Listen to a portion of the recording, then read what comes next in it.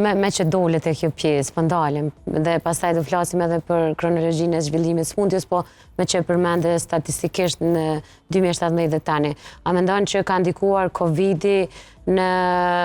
këtë përkeçësim të mos vaksinimit kundër fruthit? Mund t'jetë një prej arsyeve të gjitha ato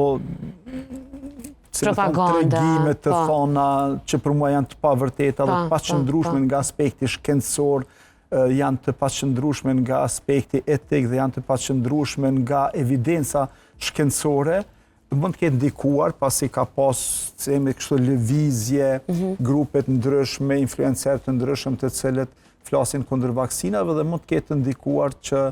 pas periudhës së Covidit një numër më i madh i prindërve të hezitojnë të vaksinojnë fëmijët e tyre me vaksinën kundër fruthit ose më mirë me thonë me vaksinën MMR, sepse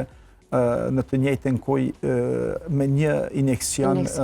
aplikohen 3 vaksina, të cilat mbrojnë kundër 3 smundjeve, pra kundër fruthit, kundër shtytave ose paratitit dhe kundër rubellës. Dhe sigurisht se vetë fakti që kemi numër më të madh të pacientëve, të fëmijëve, më mirë themi që preken nga fruthi dhe që kërkojnë trajtim spitalor, është një tregues i qartë që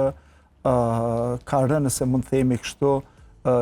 numri e atyre që vaksinohen me rregull.